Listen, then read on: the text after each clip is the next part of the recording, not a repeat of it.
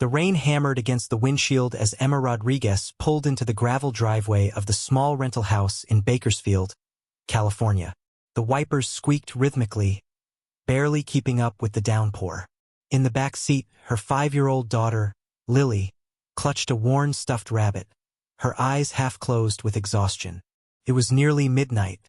They had been driving for 8 hours straight, stopping only once for gas and bathroom breaks. Emma's hands ached from gripping the steering wheel, her knuckles white, her jaw clenched so tight her teeth hurt. But they had made it. They were finally here, 300 miles away from Phoenix, 300 miles away from him. She turned off the engine and sat in the sudden silence, broken only by the rain pounding on the roof and Lily's soft breathing. Emma closed her eyes and let out a breath she felt like she had been holding for months, maybe years. This was supposed to be a fresh start, a chance to disappear, to rebuild, to give Lily the childhood she deserved. A childhood without fear, without violence, without watching her mother get shoved against walls or listening to screaming matches at 2 in the morning. Emma looked at the house through the rain-streaked window. It was small, barely more than a cottage, with peeling white paint and a sagging front porch. The landlord had sent photos, but they had clearly been taken years ago, back when the place still had some charm. Now it just looked tired. But it was cheap, it was available immediately, and most importantly, it was far away from Derek. She opened the car door and stepped out into the rain, immediately soaked. She opened the back door and gently shook Lily awake. "Wake up, baby. We're here." Lily blinked up at her, confused for a moment, then remembered. Her face brightened slightly. "Is this our new house, Mommy?" "Yes, sweetie. This is it." Emma unbuckled Lily and lifted her out, holding her close as they ran through the rain to the front porch. She fumbled with the key the landlord had left in the lockbox, her hands shaking from cold and adrenaline. Finally, the door swung open. Inside, the house smelled musty, like it had been closed up for months. Emma flipped the light switch. Nothing happened. She tried again. Still nothing. Great. Just great. She pulled out her phone and turned on the flashlight, sweeping it across the small living room. There was a sagging couch, a coffee table with one leg shorter than the others, and a brick fireplace that looked like it hadn't been used in decades. The walls were bare except for a few nail holes where pictures used to hang. Lily yawned and leaned her head on Emma's shoulder. "I'm tired, Mommy." "I know, baby. Let's find your bedroom and get you to bed. Okay?" Emma carried Lily down a narrow hallway, checking each room. The first was empty except for some cardboard boxes. The second was slightly larger, with a twin bed frame but no mattress. The third room, the smallest, had an old twin mattress on the floor and a dusty window that looked out onto the backyard. "This will be yours, okay? Tomorrow we'll make it pretty. We'll get some curtains and maybe paint the walls your favorite color. What do you think?"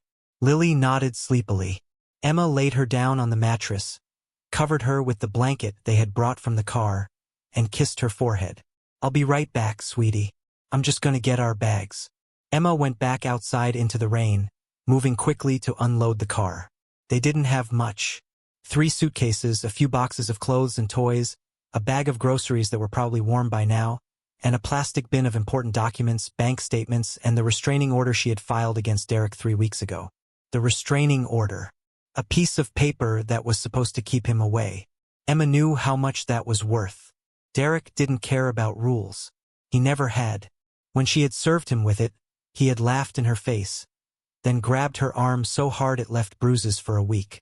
"You think a piece of paper is going to stop me? You think you can just take my daughter and disappear? I'll find you, Emma. I always find you." That was the night she decided to leave. Not just leave him. She had done that before, only to go back when he showed up crying, promising to change, swearing he would never hurt her again. No, this time she was leaving Phoenix entirely. Leaving the state if she had to, starting over somewhere he would never think to look. She had found this place on Craigslist, paid the deposit with the last of her savings, and packed up in the middle of the night while Derek was passed out drunk. She left her phone behind, bought a cheap burner at a gas station, and told no one where she was going. Not her mother, not her friends, no one. She couldn't risk it. Emma dragged the last suitcase inside and locked the door behind her, sliding the chain into place. She stood there for a moment, dripping wet, staring at the flimsy door with its cheap lock. It wouldn't stop Derek if he found them. Nothing would stop Derek if he really wanted to get in. She shook the thought from her mind. He didn't know where they were. He couldn't know. She had been so careful. Emma checked on Lily, who was already fast asleep, then went to the bathroom to change out of her wet clothes. The bathroom was small and outdated, with yellowed tiles and a mirror that was cracked in one corner. She caught her reflection and barely recognized herself. She was 32 but looked 40. Dark circles under her eyes, cheekbones too sharp from months of barely eating, hair limp and lifeless. When did I become this person? She changed into dry clothes and went to the living room, where she tried the lights again. Still nothing. She would have to call the landlord in the morning. For now, she spread a blanket on the couch and lay down, but sleep didn't come. Every sound made her jump. The rain on the roof, the wind rattling the windows, a car passing on the street. Each time, her heart raced, and she imagined Derek's face appearing at the window, his fist pounding on the door, his voice yelling her name. Hours passed. The rain eventually stopped, and the house fell silent except for the occasional creak of old wood settling. Emma finally drifted off just as the sun began to rise. She woke to Lily's voice calling for her. "Mommy, I'm hungry."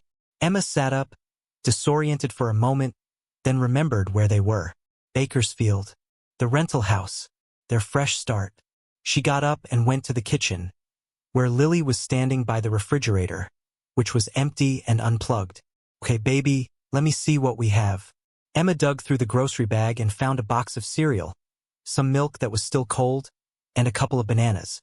She poured cereal into plastic bowls they had brought and sat with Lily at the small kitchen table. Lily ate quietly, swinging her legs under the chair. "Are we gonna stay here forever, Mommy?" "I don't know, sweetie. Maybe. We'll see how it goes."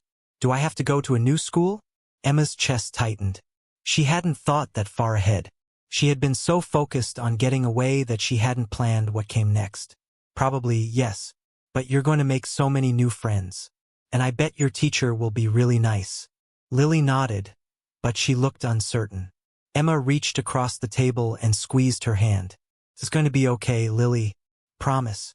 We're safe here." Even as she said it, Emma wasn't sure she believed it.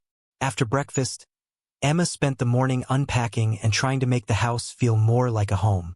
She hung up their clothes, arranged Lily's toys in her room, and scrubbed the kitchen until it was at least functional. She called the landlord about the electricity, and he promised to send someone out later that day. By early afternoon, the power was back on, and Emma felt a small sense of accomplishment. She made sandwiches for lunch, and they ate on the front porch, watching cars pass by on the quiet street.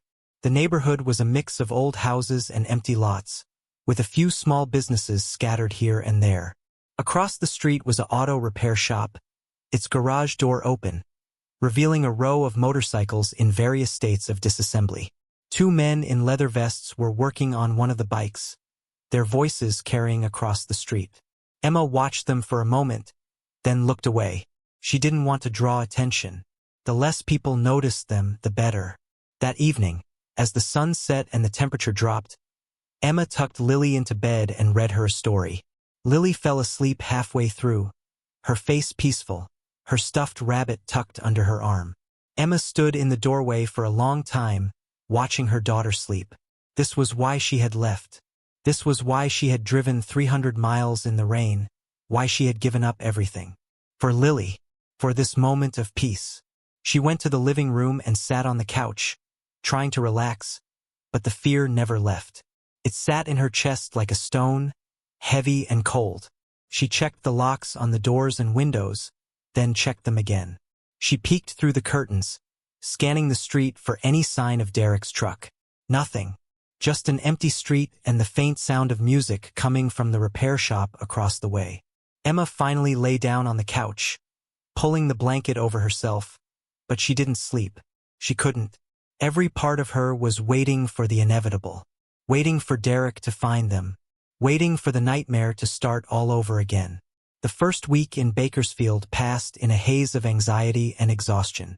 Emma found a job waitressing at a diner called Rosie's, about 2 miles from the house.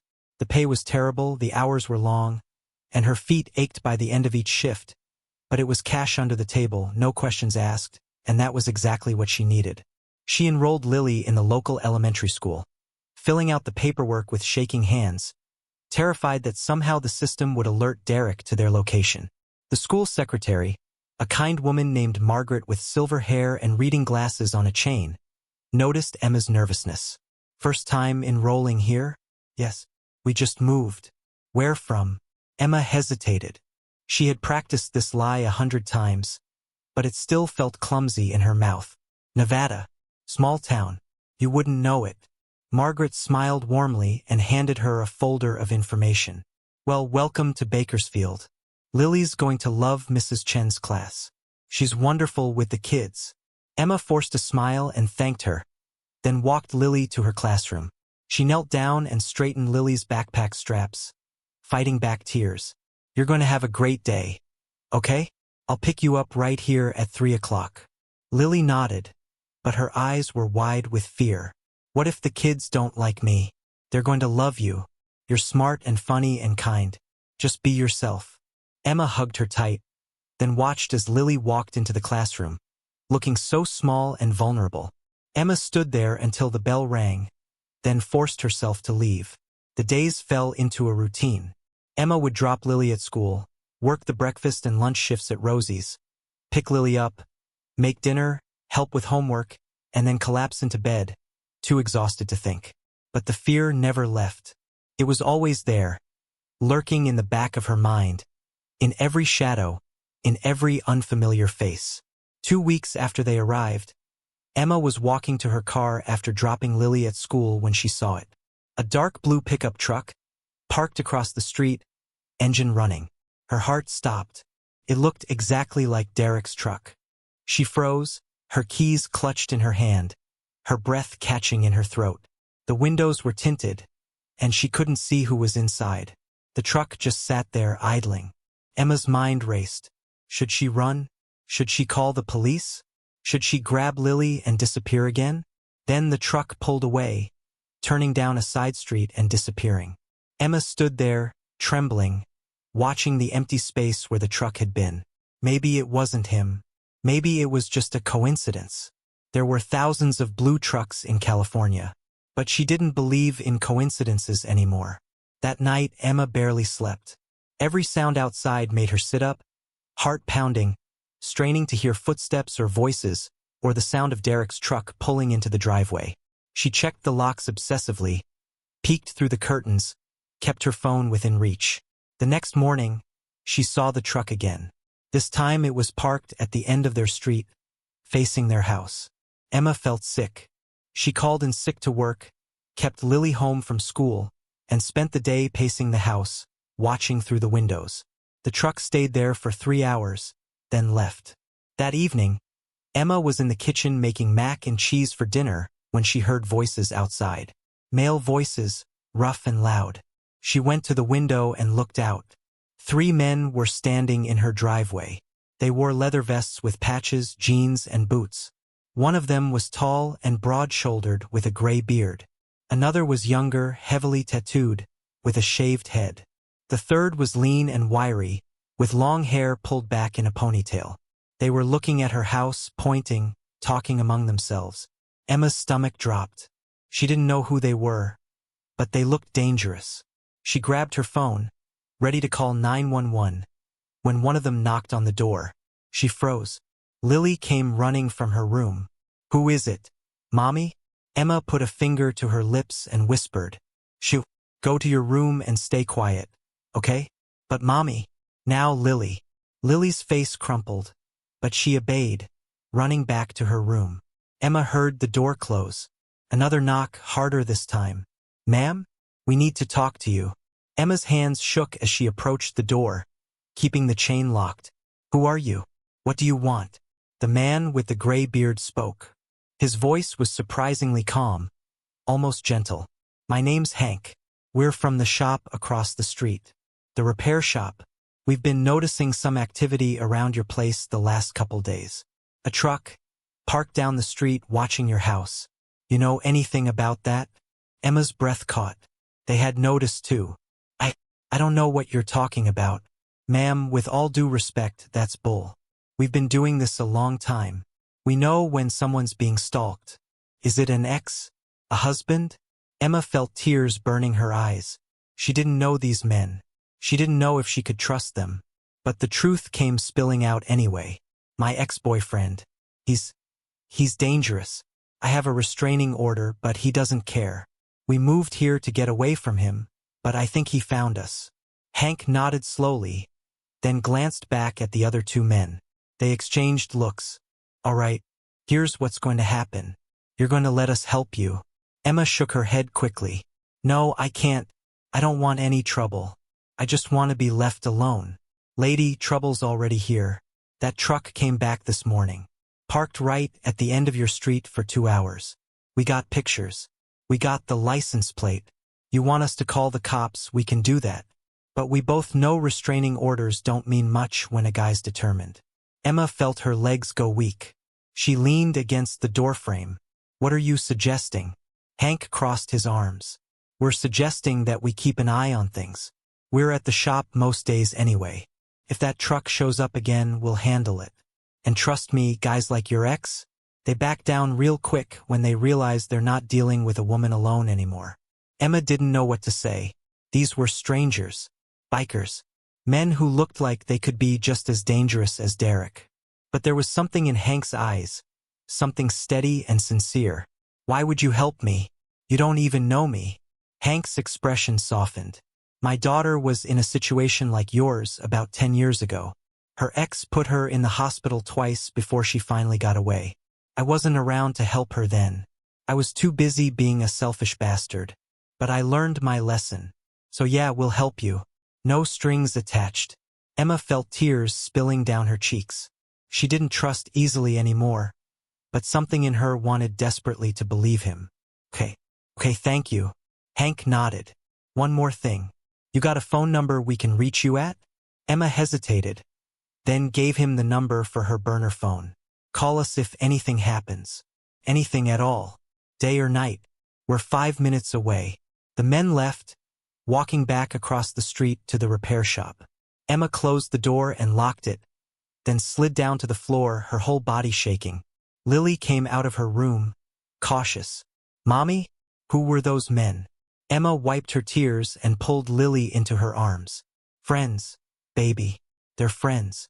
That night, Emma couldn't eat. She put Lily to bed, then sat on the couch, staring at her phone. Part of her wanted to pack up and run again. But where would they go? How far could she run before Derek caught up? At 11:30, her phone buzzed. A text from an unknown number. Truck just drove by your house. Slowed down but didn't stop. We're watching. You're safe. Hank. Emma read the message 3 times, then clutched the phone to her chest. For the first time in months, she felt something other than fear. She felt hope. But that hope was fragile, and deep down, she knew it. Derek wasn't the kind of man who gave up. He was the kind of man who got angrier the more he was challenged. And if he knew someone was standing between him and Emma, he would escalate. The next morning, Emma took Lily to school as usual, but her nerves were frayed. She kept checking her mirrors, scanning the parking lot, watching for that blue truck. It wasn't there. She went to work, but she couldn't focus. She dropped plates, mixed up orders, spilled coffee. Rosie, the owner, pulled her aside during her break. You okay, hon? You seem jumpy. I'm fine, just tired. Rosie gave her a long look, then patted her shoulder. You need anything, you let me know. We take care of our own here. Emma nodded, grateful but unable to explain. That afternoon, she picked up Lily from school and drove home. As they turned onto their street, Emma's blood turned to ice. The blue truck was parked directly in front of their house, and Derek was standing on the porch, pounding on the door. Emma's hands locked on the steering wheel. Her foot hovered over the gas pedal. Every instinct screamed at her to reverse, to drive away, to run. But Lily was in the back seat, and Derek had already seen them. He turned from the door, and even from a distance, Emma could see the rage on his face. That familiar expression that had haunted her nightmares. The tight jaw, the cold eyes, the way his whole body tensed before he exploded. Derek stepped off the porch and started walking toward the car. Emma fumbled with her phone, her hands shaking so badly she almost dropped it. She pulled up Hank's number and pressed call, but before it could ring, she heard the roar of motorcycle engines. 3 bikes came around the corner, moving fast. They pulled up in front of Emma's car, forming a barrier between her and Derek. Hank, the tattooed man, and the one with the ponytail climbed off their bikes and stood in a line, arms crossed. Derek stopped in his tracks. Emma could see his expression change from rage to confusion to calculation. He looked at the 3 men, then back at Emma's car, then at the men again. Hank took a step forward. His voice carried across the street, calm but with an edge of steel. "You lost, buddy?" Derek's face twisted into a sneer. "I'm here to see my girlfriend and my daughter. Not that it's any of your business." Emma's heart pounded. She wanted to scream that she wasn't his girlfriend, that Lily wasn't his daughter, that he had no right to be here. But her voice was trapped in her throat. Hank didn't move. "She's got a restraining order against you. That makes it our business. You need to get back in your truck and leave." Derek laughed, but there was no humor in it. "Or what? You gonna stop me?" The tattooed man cracked his knuckles. The one with the ponytail shifted his weight, and Emma saw a flash of something metallic on his belt. Derek saw it too. For a moment nobody moved.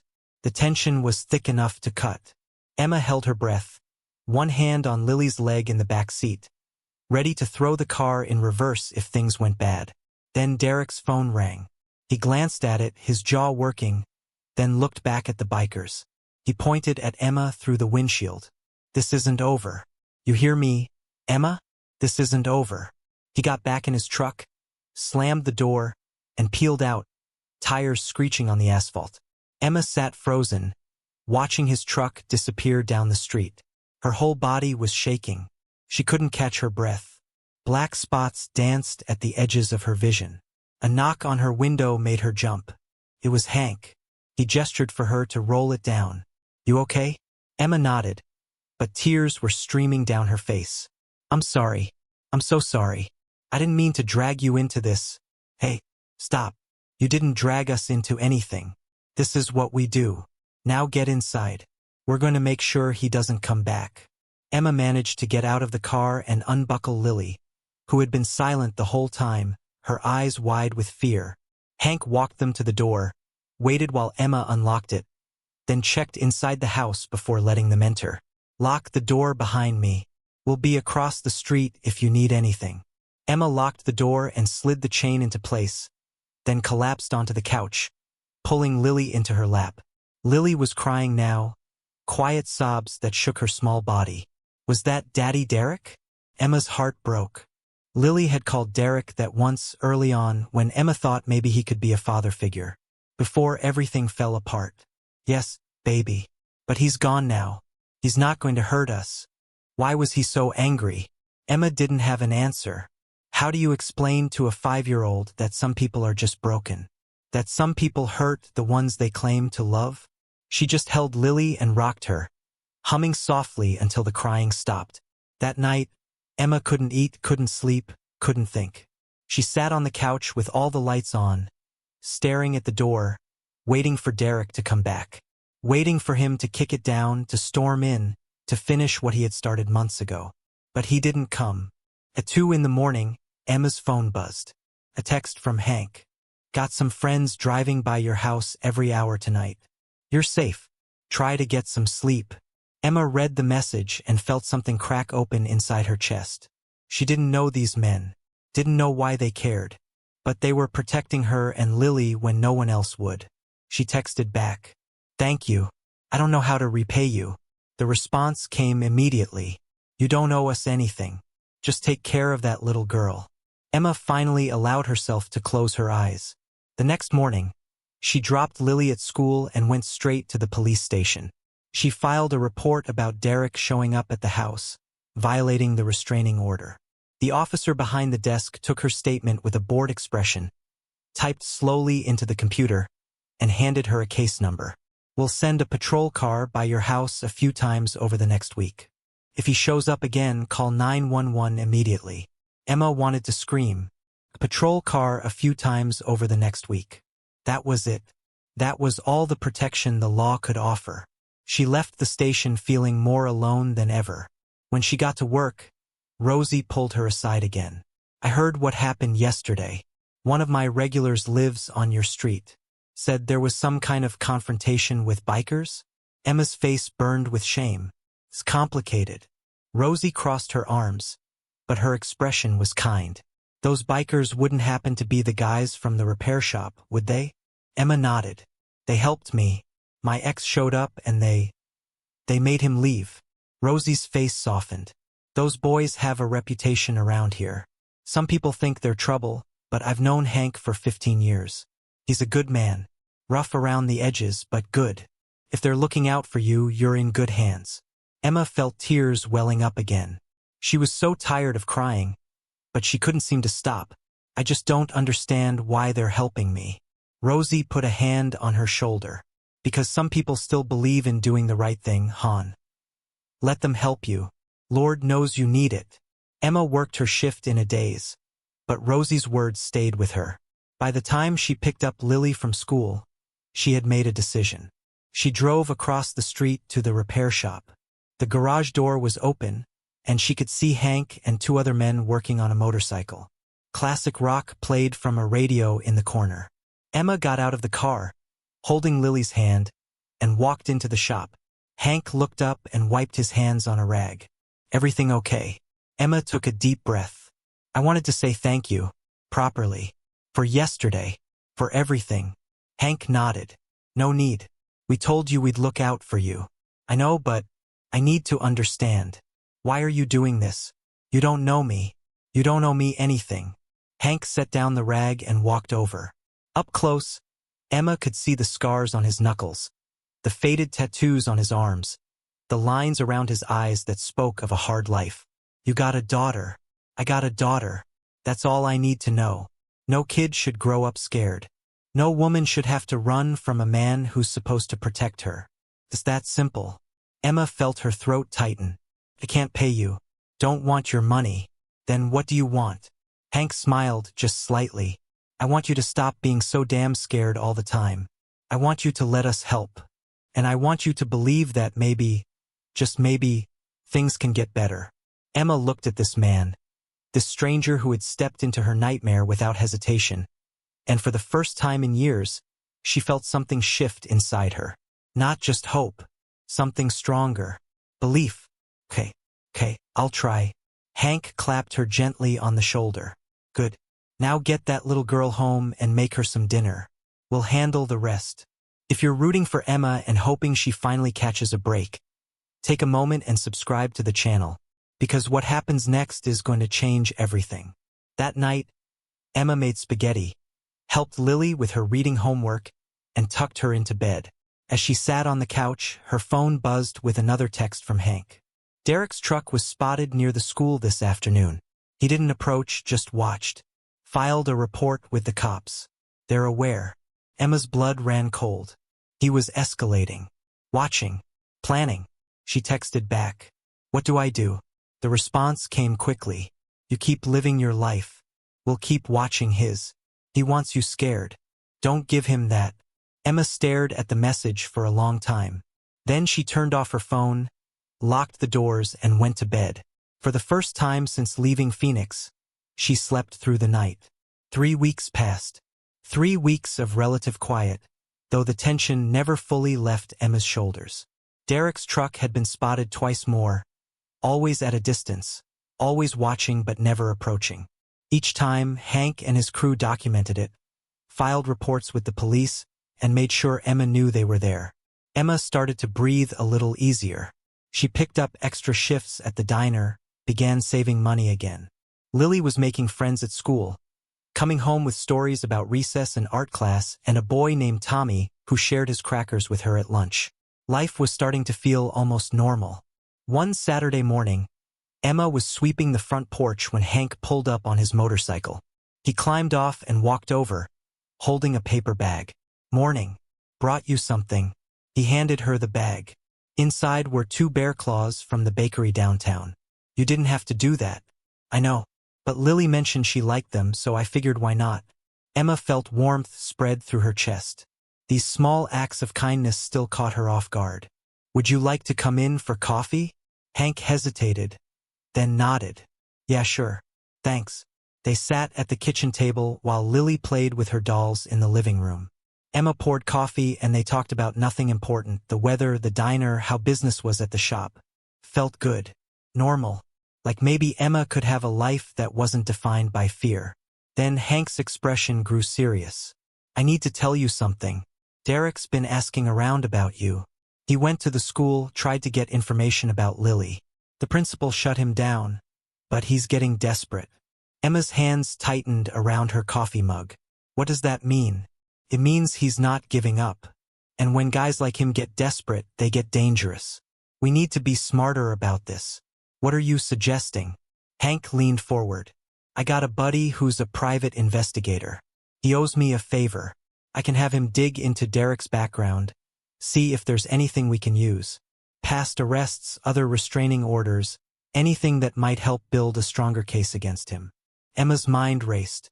The idea of fighting back instead of just hiding felt both terrifying and empowering. "Okay, yes, let's do it." Hank nodded and pulled out his phone. "I'll make the call." 2 days later, Hank showed up at the diner during Emma's shift with a manila folder. He slid into a booth and waited until her break, then spread the contents across the table.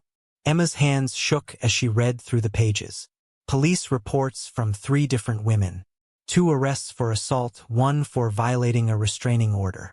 Threatening messages, documented harassment, a pattern that went back 10 years. He's done this before. Multiple times. Hank's jaw was tight. "Yeah. And he's gotten away with it every time because the women were too scared to follow through." "But you're not going to be like them." Emma looked up at him.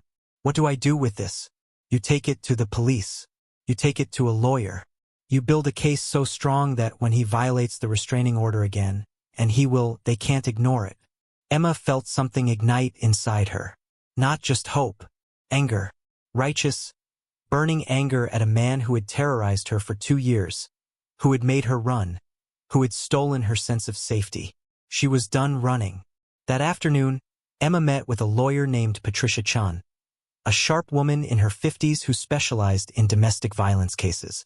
Patricia reviewed the documents Hank had gathered, took detailed notes on Emma's history with Derek, and leaned back in her chair. "This is good. Really good. With this pattern of behavior, we can petition for a permanent restraining order and potentially press charges for stalking. But I need you to be prepared for what comes next. Derek will fight back. Men like him always do." "I'm ready." Patricia smiled. "Good. Because we're going to make sure he never hurts you again." Over the next 2 weeks, Emma worked closely with Patricia, documenting every incident, every sighting of Derek's truck, every threatening text message he had sent months ago that she had saved. The case was building, solid and undeniable. But Derek sensed something was changing. One night, Emma was closing up at the diner when she felt eyes on her. She looked up and saw Derek standing across the street, partially hidden in the shadows. He wasn't hiding anymore. He wanted her to see him. Emma's heart pounded, but she didn't look away.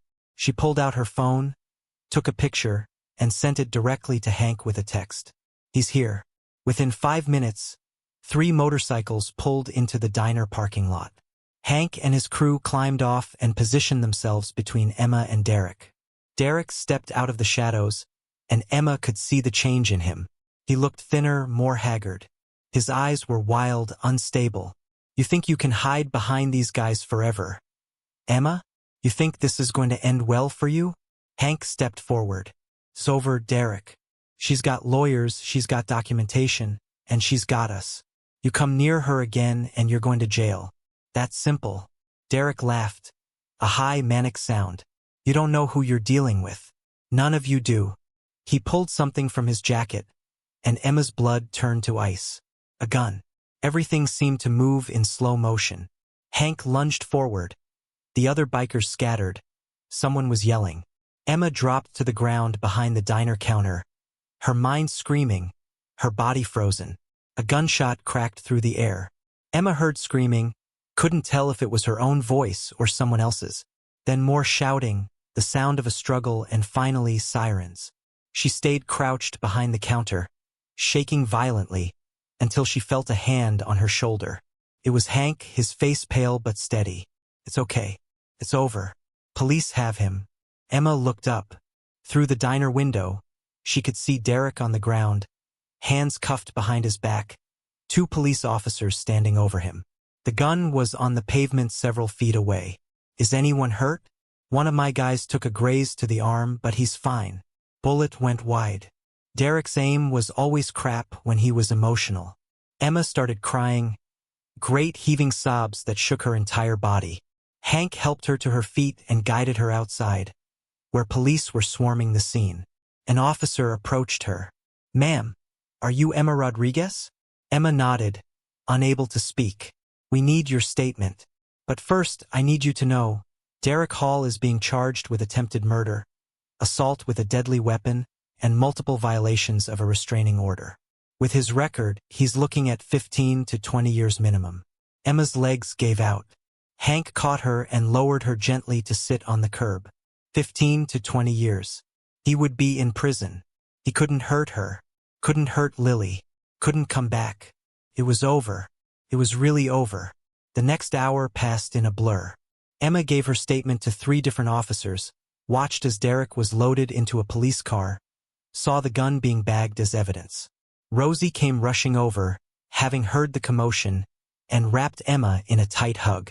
"Oh, honey, thank God you're okay." Eventually, Hank drove Emma home on his motorcycle, her arms wrapped around his waist, her head resting against his back. She was numb, exhausted, but something inside her felt lighter than it had in years. When they pulled up to her house, Emma climbed off and stood there for a moment, looking at Hank. "You saved my life. All of you did." Hank shook his head.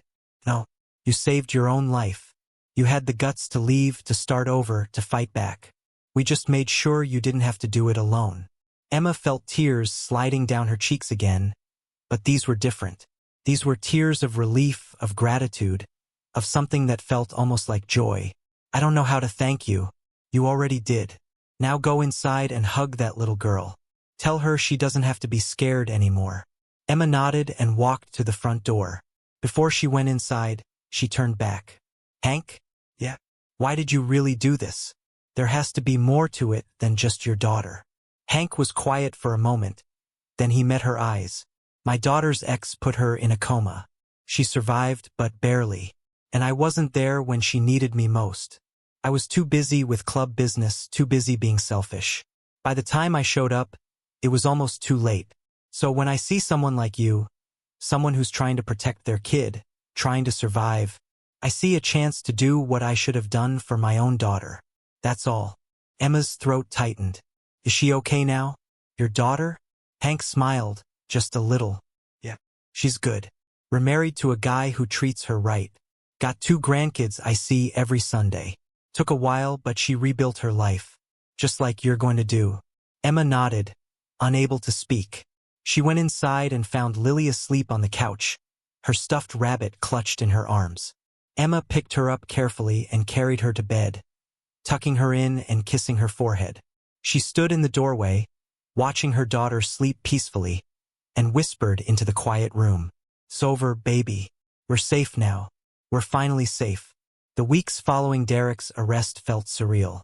Emma kept expecting to wake up and find it had all been a dream, that he would somehow be back, that the nightmare would continue. But every morning when she opened her eyes, the reality remained. Derek was in county jail awaiting trial, and she was free. The legal process moved faster than Emma expected. Patricia Chun was relentless, building an airtight case with the documentation they had gathered, witness statements from Hank and his crew, security footage from the diner, and Derek's extensive criminal history. The district attorney took one look at the evidence and offered Emma full support. 3 months after the incident, Emma sat in a courtroom, Hank beside her for moral support, as Derek was formally sentenced. The judge, a stern woman in her 60s named Judge Morrison, read through the charges with cold precision. Derek Hall, you have been found guilty of attempted murder, assault with a deadly weapon, stalking, and multiple violations of a restraining order. Given your history of domestic violence and the severity of these crimes, I am sentencing you to 22 years in state prison with no possibility of parole for 15 years. Derek turned in his seat, his eyes finding Emma's across the courtroom. For a moment, she saw the man she had once loved, or thought she loved. But then his face twisted with rage, and he lunged toward her, shouting obscenities, screaming threats even as bailiffs grabbed him and wrestled him back. You'll never be rid of me, Emma, never. I'll find you when I get out. The bailiffs dragged him from the courtroom, his voice echoing down the hallway until a door slammed shut, cutting him off mid-sentence. Emma sat frozen, her hands gripping the edge of the bench. Hank placed a gentle hand on her shoulder. He can't touch you. Not for 15 years. And by then, you'll be long gone from his life. You'll have moved on. Emma nodded, but she couldn't speak.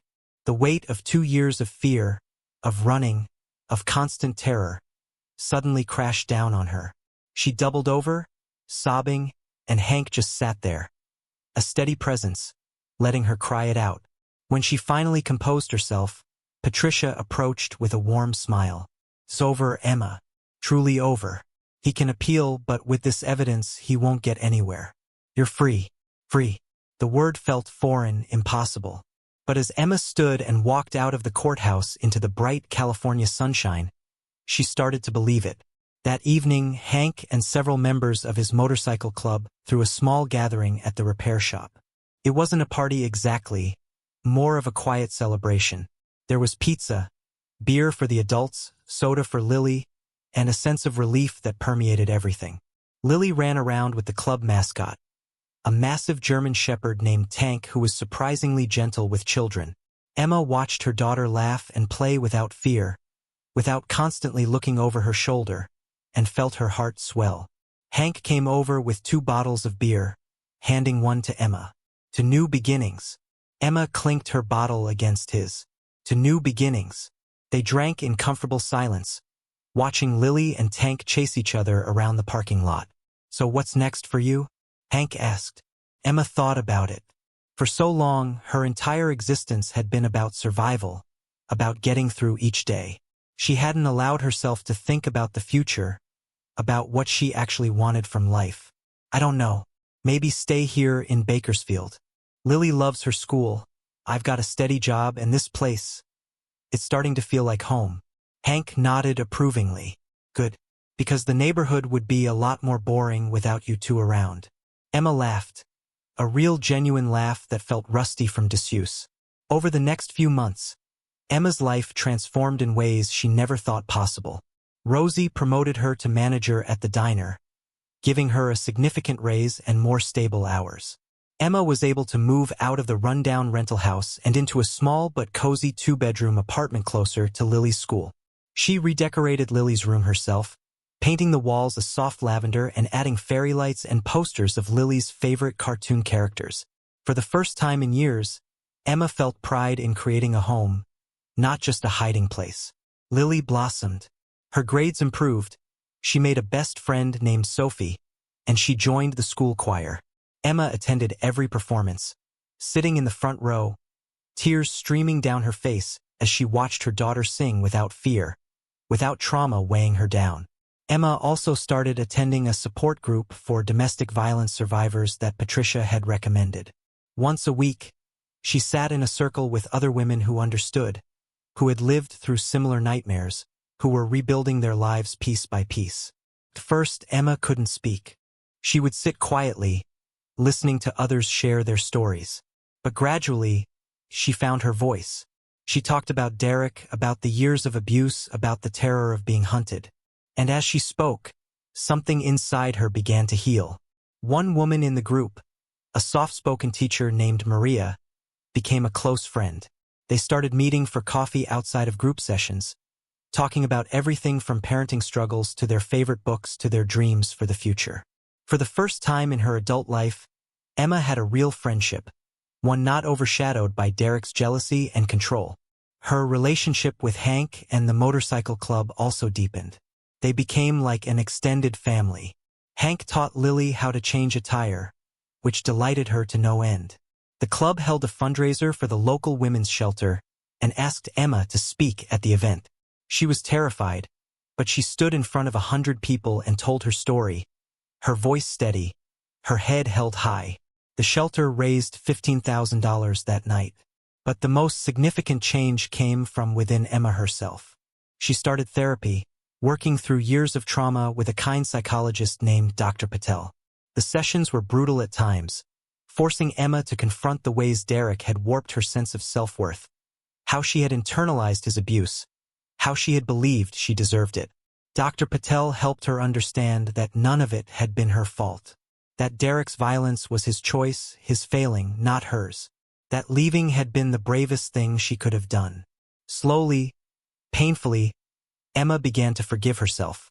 6 months after Derek's sentencing, Emma was closing the diner on a quiet Tuesday night when Hank walked in. He had been traveling with the club for the past 2 weeks, and Emma was surprised to see him back. "Hey stranger, when did you get in?" "About an hour ago. Wanted to stop by and see how you were doing." They sat in a booth and Emma poured them both coffee. They talked easily, the way old friends do, catching each other up on everything that had happened while Hank was away. Then Hank grew quiet, his expression serious. "I need to tell you something." Derek's lawyer filed an appeal. Emma's blood ran cold. "What does that mean?" "It means they're trying to reduce his sentence. Claiming the gun went off accidentally, that he didn't intend to hurt anyone. It's complete nonsense, but they're allowed to try." Emma felt panic rising in her chest. Could he get out? Hank reached across the table and took her hand. "No. Patricia already talked to the DA. With the evidence we have, there's almost no chance the appeal will succeed. But even if it did, the most they could shave off is a few years. He's still looking at a decade minimum in prison. You're safe, Emma. I promise you, you're safe." Emma took a shaky breath, forcing herself to believe him. Okay, I trust you." Hank squeezed her hand gently before letting go.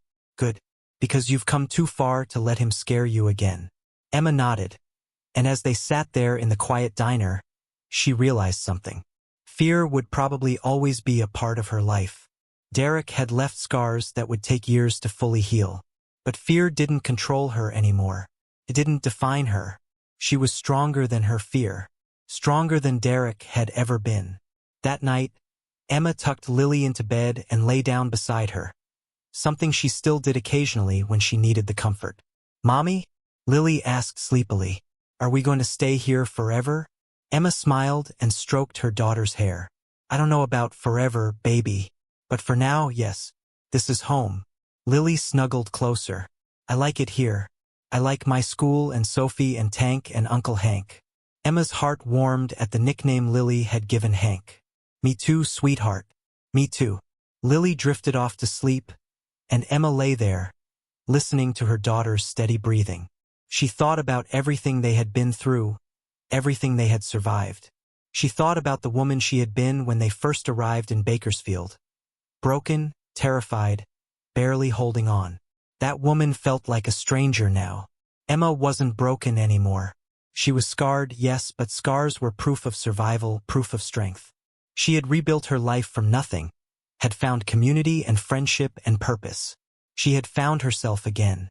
As Emma closed her eyes, she felt something she hadn't felt in years. Peace. Real, deep, lasting peace.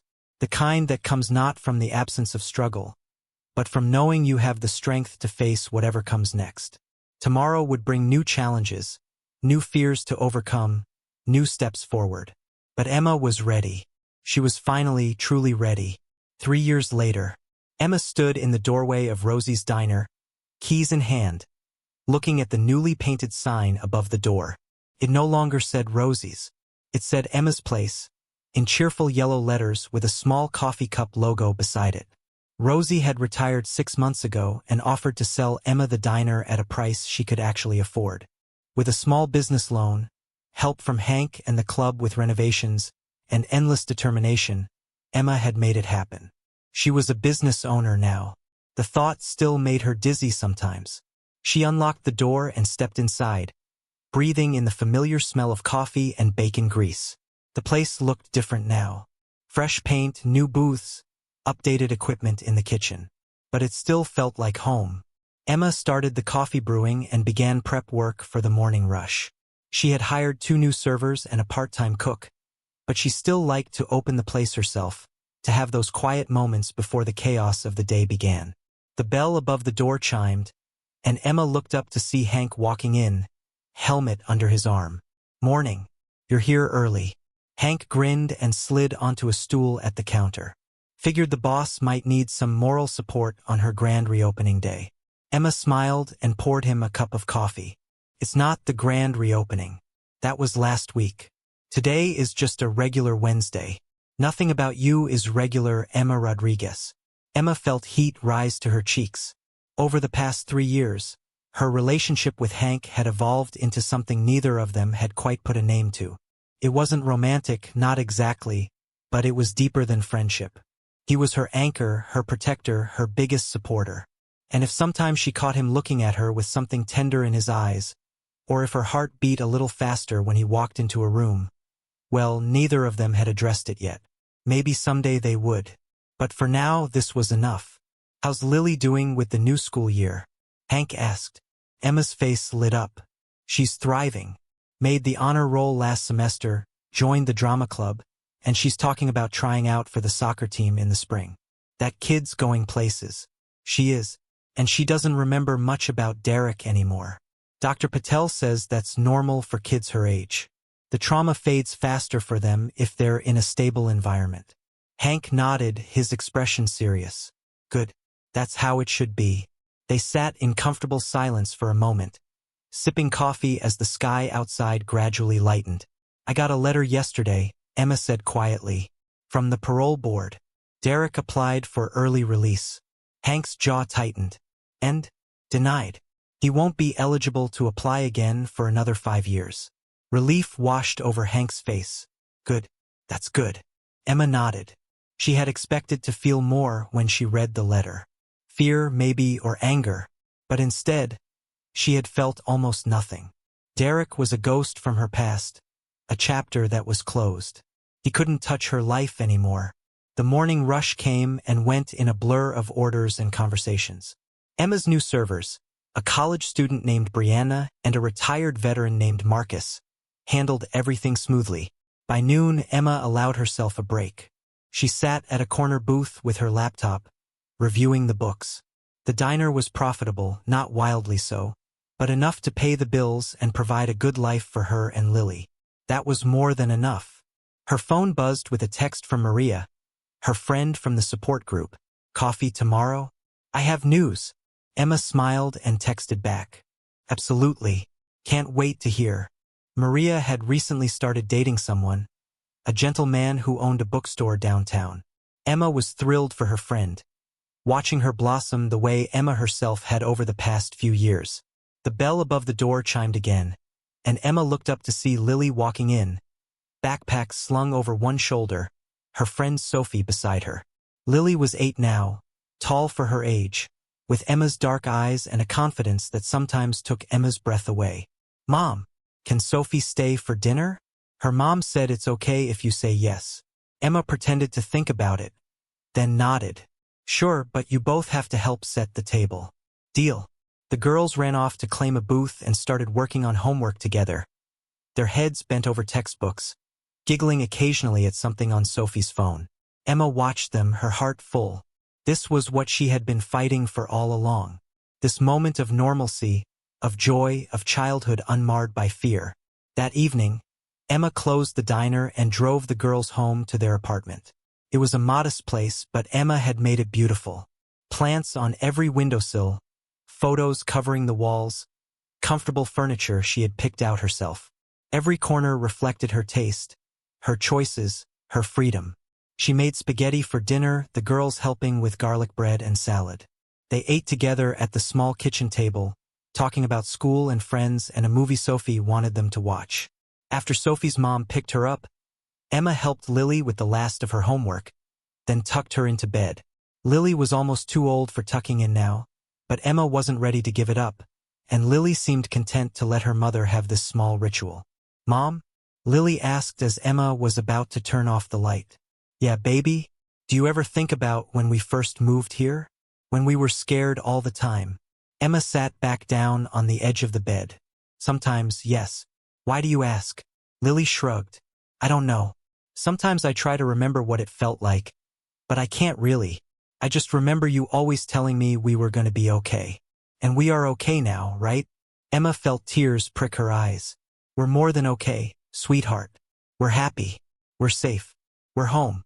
Lily smiled and hugged her stuffed rabbit, the same one she had clutched that first night in Bakersfield 3 years ago. "I love you, Mom.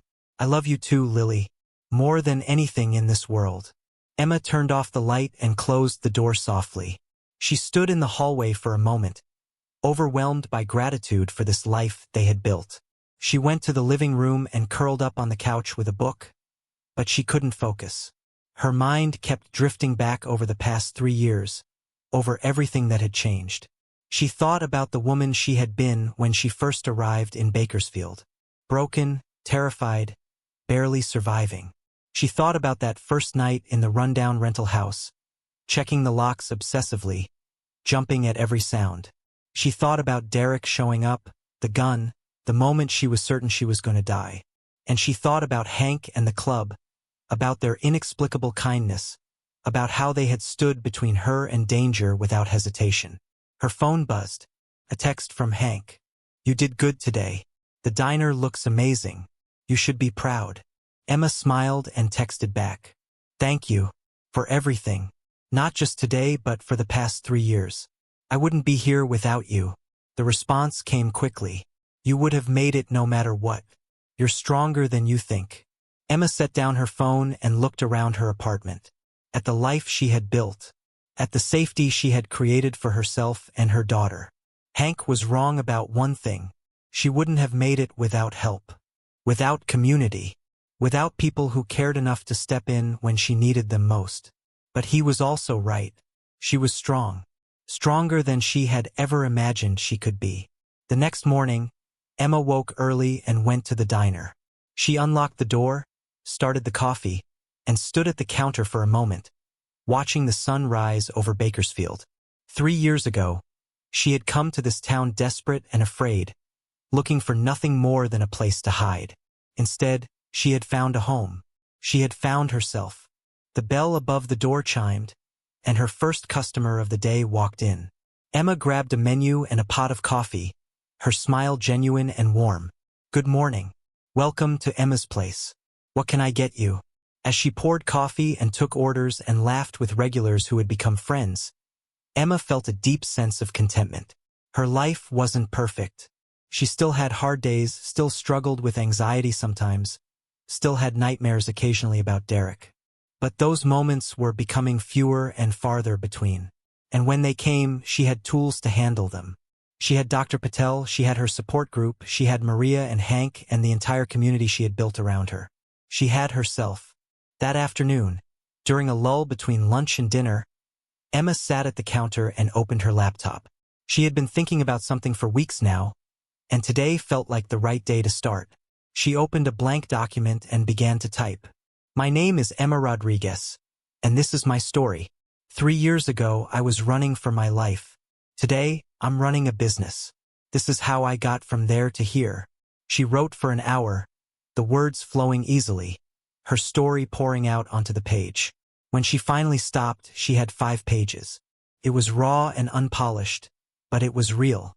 Maria had been encouraging her to write her story, to maybe share it at the support group or even publish it somewhere. Emma had resisted, not sure she was ready. But now, sitting in her own diner, in her own town, living her own life on her own terms, she felt ready. Her story might help someone else. Someone who was where Emma had been 3 years ago, scared and alone and convinced there was no way out. Emma wanted them to know there was a way out. It wasn't easy, and it required help, but it was possible. She saved the document and closed her laptop just as the dinner rush began.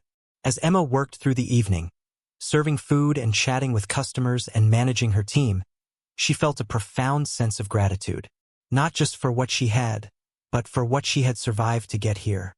Life had thrown her into hell, but she had clawed her way out. And now, standing on the other side, she could see clearly what she had learned.